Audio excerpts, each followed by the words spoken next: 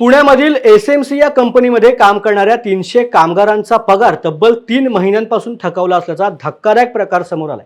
त्यामुळे संतप्त झालेल्या शेकडो कामगारांनी आज बंड गार्डन पोलीस ठाण्यामध्ये धाव घेत सदर ठेकेदाराला लवकरात लवकर अटक करावी आणि कामगारांचे थकलेले वेतन लवकरात लवकर द्यावे, अन्यथा तीव्र आंदोलन करू असा इशारा एसएमसी कामगारांनी न्यूज अनकटशी बोलताना दिला आहे।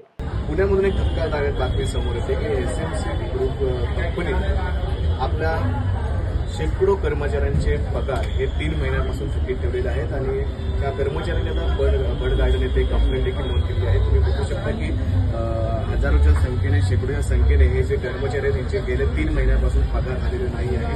आपण यांच्याकडून जाणून घेणार आहोत हे सर्व जे कर्मचारी आहेत त्यांनी जे उद्या आंदोलनाचा इशारा दिलेला आहे, पण गेल्या 3 महिन्यांपासून हा कॉन्ट्रॅक्टर जो होता त्या ठेकेदार होता त्यांनी ह्या लोकांचे 3 महिन्यांपासून जे वेतन होतं, जो पगार होता तो अडकून ठेवला होता। काहींचे पगार त्यांनी अर्ध दिले तर काहींचा पगार 3 महिन्यांपासून अडकून ठेवला होता।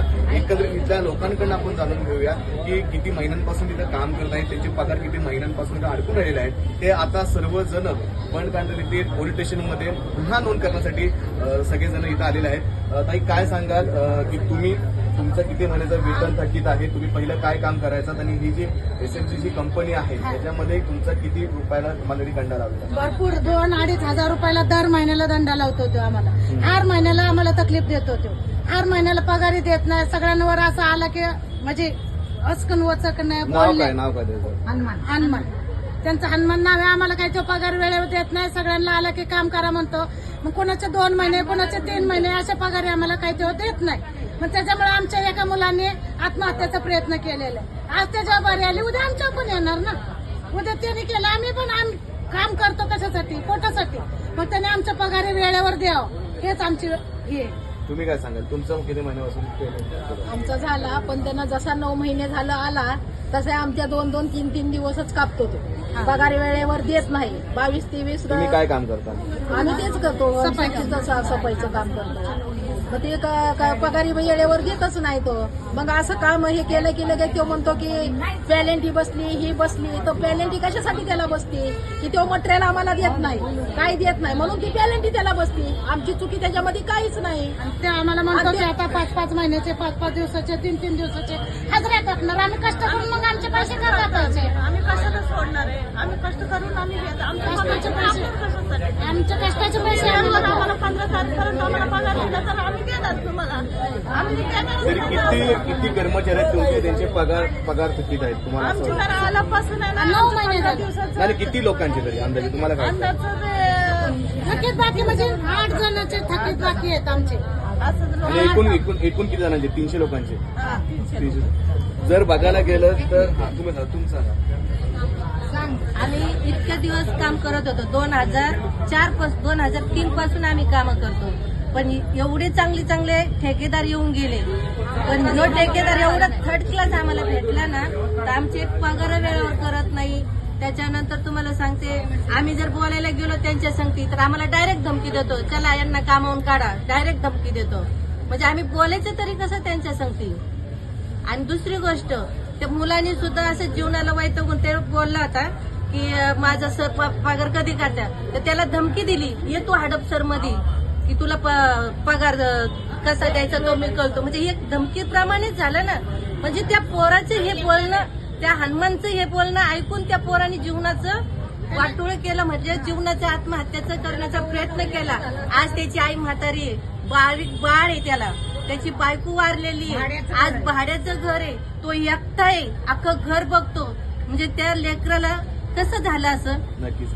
तुम्ही काय सांगाल, तुमचं किती महिन्याचा पगार थकीत आहे? मला 2 महिन्याचा पगार थकलेला आहे आणि कामावर पण नाही घेतले। कामावर पण नाही गेलं तुम्ही? पोलीस स्टेशनला या संदर्भात सगळे कंप्लेंट करायला आलात, काय पोलिसांकडे काय दाद भेटले? आमचा पेमेंट आहे ना एप्रिल महिन्यापासून वाढ झालेला आहे, तो सुद्धा आम्हाला न देता तो आमचे दिवस कट करतोय नाही का। कुणाचे 2000, कुणाचे 1000, कुणाचे 7000, आपलं 700 रुपये, कुणाचे 1000 रुपये असं कट करतोय तो।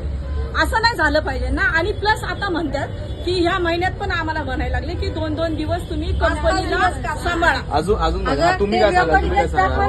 रेकॉर्डिंगच दाखवा ना, रेकॉर्डिंग असेल तर। सर, त्या मुलांना पण, ते मुलाचं झाले, उद्या आमचं पण होईल। आम्हाला ती कंपनी नाही झाली पाहिजे. आणि त्या आम्हाला हानमनला अटक झालीच पाहिजे. हानमनला ते अटक व्हायलाच पाहिजे. पाहिजे ना, आणि आम्हाला आमचं जे आहे रेग्युलरचं कामवाल्याला थोडं जर उशीर झाला की घरी जावा.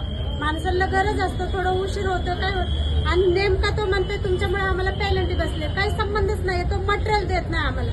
स्वतः आम्ही कपडे विकत आणतो, मड्यावरले स्वतः कपडे विकत पोसाय आणतो. घेतो आम्ही. सगळं विकत मडे आणून आम्ही पडलेले कामं करतो. त्यांच्यावरले. मग कसं हा? त्यांच्या- ह्याच्याकडे झाडू नाही, खराटा नाही, एवढंच कोणची आमचं म्हणणं सुविधा आहे. नाही, आम्ही म्हणतो ग्लोव्ज आम्हाला नाही. कंपनी नाही पाहिजे.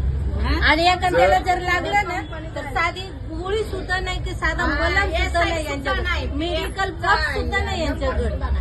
जर ज्याप्रमाणे बघितलं की ज्याप्रमाणे बघितलं की ज्यांचे वेतन थकवलं आहे त्या महिलांचा आक्रोश हा आपल्याला पाहायला मिळतो. पण युवा वर्ग पण आहे जो या कंपनीमध्ये गेल्या वर्षभरापासून काम करतो. मित्र, काय सांगशील, किती महिन्यापासून तुझा पगार किती आहे, काय सांगशील? ऍक्च्युली सर त्यांनी पगार आहे ना माणसाला वेळेवर करणं, घरचे जे काही प्रॉब्लेम असेल ते सॉल्व्ह होईल. तुम्ही पगार टाईमवर करत नाही, एक महिन्याचा पगार तुम्ही दुसऱ्या महिन्यात देता, त्याला काय अर्थ राहतच नाही. तर प्रत्येक घरात सगळ्यांची जिम्मेदारी असते, सगळ्यांवर जिम्मेदारी येते की घरात पैसे असलं तर माणसांचं घर चालू शकतं. प्लस पोराबाळांच्या शाळेची फी असते, ट्युशनची फी असते.